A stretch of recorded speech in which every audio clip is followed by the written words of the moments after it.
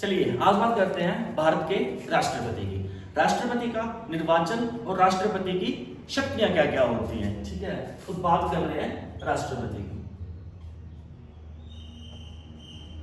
इसमें राष्ट्रपति का निर्वाचन प्लस शक्तियां। राष्ट्रपति का निर्वाचन कैसे होता है और राष्ट्रपति की शक्तियां कैसे होती हैं। अब कुछ बंदों को यह भी नहीं पता होगा कि हमारे राष्ट्रपति, प्रेसिडेंट और वाइस प्रेसिडेंट कौन है, ठीक है। तो जो हमारे राष्ट्रपति हैं, प्रेसिडेंट हैं, वो कौन है, श्रीमती द्रौपदी मुर्मू। और जो हमारे वाइस प्रेसिडेंट है वो कौन है, श्री जगदीप धनखड़, ठीक है। अब देखिए राष्ट्रपति का जो उल्लेख है वो संविधान में आर्टिकल 52 से 78 तक दिया गया है। इसमें इसके पद और कर्तव्यों के बारे में, ठीक है। क्वेश्चन ये बनता है कि राष्ट्रपति का उल्लेख संविधान के कौन से भाग में, कौन से आर्टिकल में है। तो 52 से लेके 72 तक जो है वो उसमें क्या किया गया है, राष्ट्रपति का उल्लेख दिया गया है। अब बात करते हैं कि राष्ट्रपति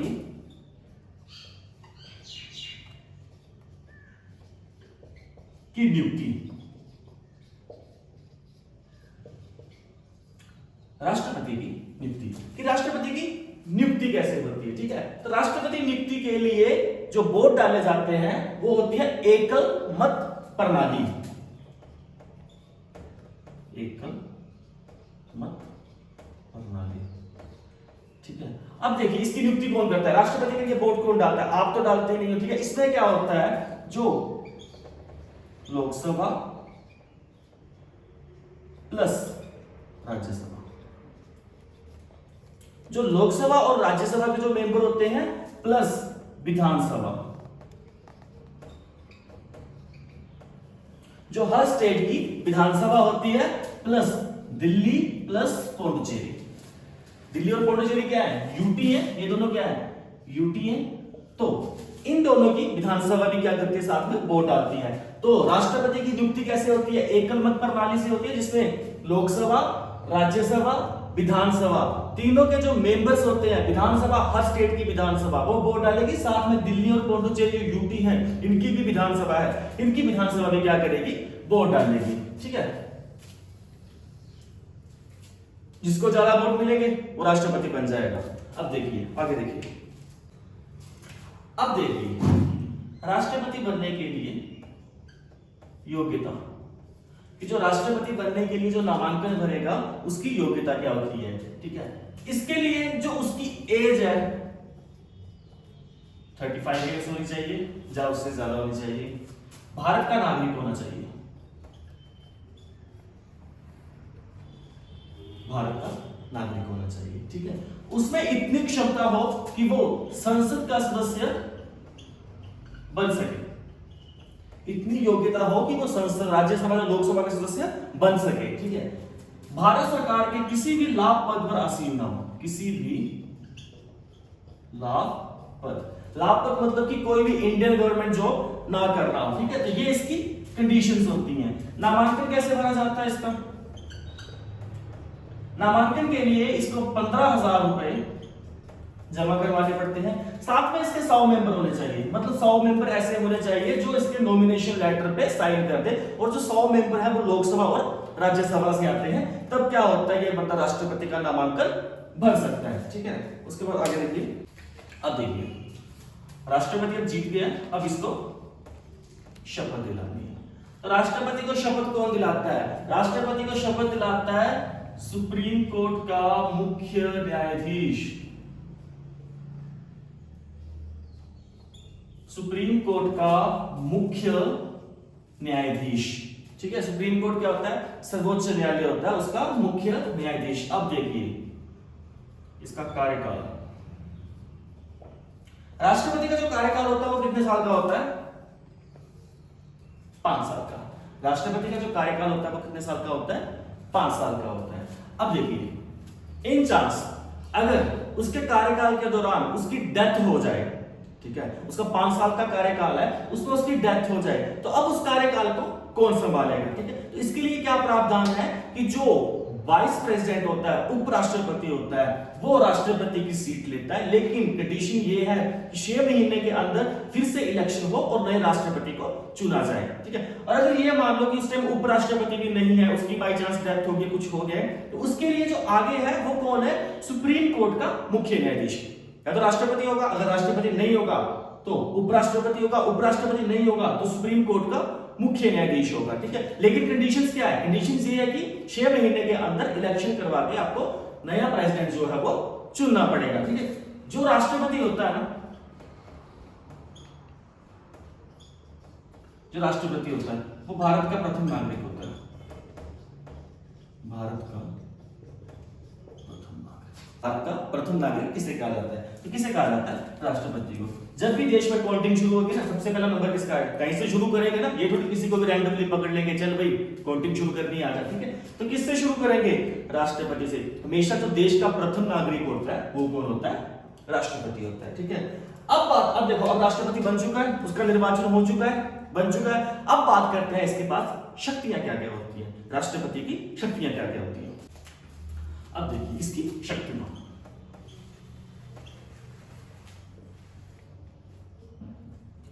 राष्ट्रपति की शक्तियां, सबसे पहली शक्ति क्या होती है? ये प्रधानमंत्री की नियुक्ति करता है। ये प्रधानमंत्री की नियुक्ति करता है। अब देखिए प्रधानमंत्री की नियुक्ति कैसे करेगा? जिस सरकार को बहुमत प्राप्त होंगे वो क्या करेगी? अपना एक पार्टी का हेड बना के राष्ट्रपति को देगी कि इस बंदे को हम प्रधानमंत्री बनाएंगे। फिर राष्ट्रपति क्या करेगा? उस पर साइन करेगा। इसके कारण क्या होता है? जो उनका मेन हेड होता है उसको प्रधानमंत्री बनाया जाता है। सेकंड कंडीशन देखिए, क्या करता है प्रधानमंत्री? मंत्रिमंडल, ठीक है। जो मंत्रिमंडल होता है वो भी कौन बनाता है? राष्ट्रपति, प्रेसिडेंट प्लस प्राइम मिनिस्टर, ये दोनों साथ में। मतलब सिफारिश प्राइम मिनिस्टर करता है कि मुझे कौन कौन मंत्री चाहिए, और एग्री कौन करता है? उस पर प्रेसिडेंट एग्री करता है। साइन कौन करेगा? प्रेसिडेंट करेगा, ठीक है। प्रधानमंत्री की नियुक्ति कौन करता है? प्रेसिडेंट। मंत्रिमंडल की नियुक्ति कौन करता है? प्रेसिडेंट। उसके बाद आते हैं आपके गवर्नर, राज्यपाल। हर स्टेट का राज्यपाल होता है। जो राज्यपाल की नियुक्ति है वो भी कौन करता है? राष्ट्रपति। क्वेश्चन आते हैं, कई बार आते हैं कि राज्यपाल की नियुक्ति कौन करता है? प्रधानमंत्री की नियुक्ति कौन?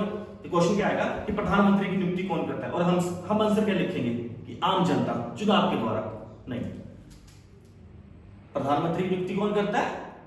राष्ट्रपति, ठीक है। हमने चुनाव जिता के उनको संसद में भेज दिया है, आगे क्या करेगा? उस दल की सिफारिश से जो उनका मेन हेड होगा उसको राष्ट्रपति बोलेगा कि हाँ ठीक है इसको प्रधानमंत्री बनाओ, उस पर साइन करेगा, ठीक है। उसके बाद किस किस की नियुक्ति करता है? ये सुप्रीम कोर्ट और जो हाई कोर्ट होते हैं उनके जज की। तो सुप्रीम कोर्ट और जो हाई कोर्ट होते हैं उनके जजों की नियुक्ति भी कौन करता है? जो उनके मुख्य न्यायाधीश होते हैं उनकी नियुक्ति कौन करता है? राष्ट्रपति करता है। और ये सारी शक्तियां इसकी।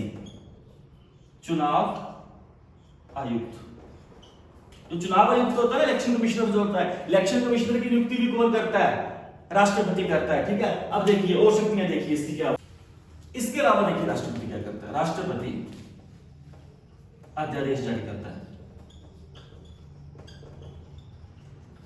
राष्ट्रपति जो होता है वो अध्यादेश जारी करता है। इसके अलावा क्या करता है? जो संसद के सत्र होते हैं उनको बुलाता भी है और स्थगित भी करता है। कौन कौन से सत्र होते हैं? बजट सत्र, मानसून सत्र, शीतकालीन सत्र।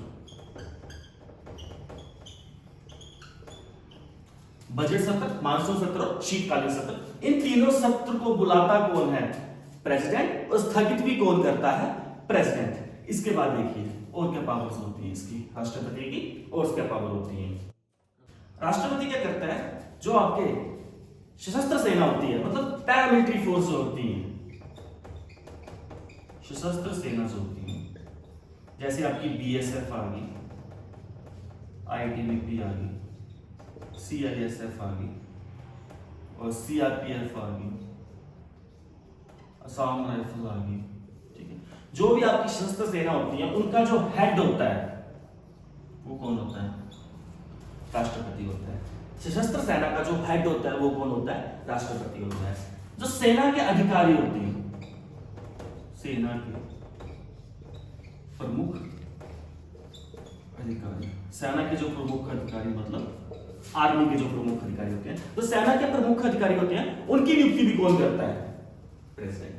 ठीक है, अध्यादेश जारी करता है प्रेसिडेंट, सत्र बुलाता और स्थगित कौन कर सकता है? प्रेसिडेंट। बजट सत्र, मानसून सत्र, शीतकालीन सत्र, ठीक है, 3 सत्र। उसके बाद जो सशस्त्र सेनाएं होती हैं, पैरामिलिट्री फोर्सेज जो होती हैं, उनका जो हेड होता है वो कौन होता है? प्रेसिडेंट होता है। ठीक है, सेना को बुला सकता है। एक कंडीशन हो रहा है, युद्ध को शुरू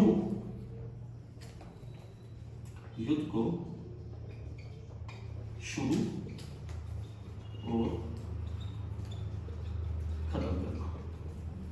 तो युद्ध होते हैं ना, इनको शुरू कौन करवाता है? राष्ट्रपति। खत्म भी कौन करवाता है? राष्ट्रपति।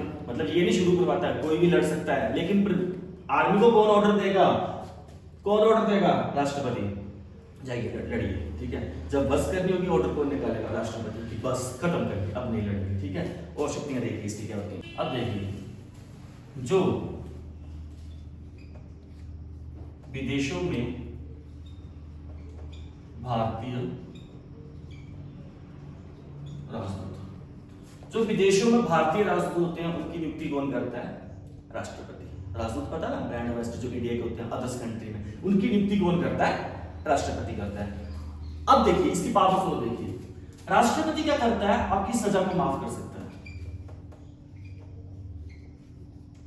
ये पावर इसके पास होती है। देखिए, आपने कोई क्राइम करा हुआ है, ठीक है, किसी ने भी क्राइम करा हुआ है, बड़ा वाला क्राइम करा हुआ है, मान लो सुप्रीम कोर्ट, सबसे पहले क्या होगा? वो लोकल कोर्ट में जाएगा ना, लोकल कोर्ट से मामला हाई कोर्ट में जाएगा, हाई कोर्ट से मामला सुप्रीम कोर्ट में जाएगा।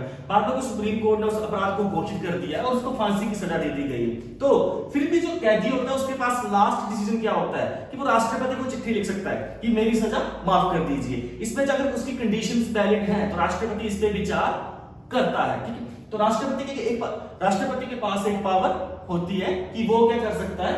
जो कैदी होता है उसकी सजा माफ कर सकता है, कम कर सकता है, ये इसको पावर्स दी जाती है। ठीक है, अब देखिए इंडियन कॉन्स्टिट्यूशन में 3 आर्टिकल्स आते हैं, आर्टिकल 352, 356 एंड 360। इन पे राष्ट्रपति का बड़ा प्रभाव होता है। 352, 356 एंड 360, 352, 356 और 360, इन पे देखिए राष्ट्रपति का क्या क्या अधिकार होता है। अगर बात करें 352 की, तो इसमें क्या होता है? National emergency.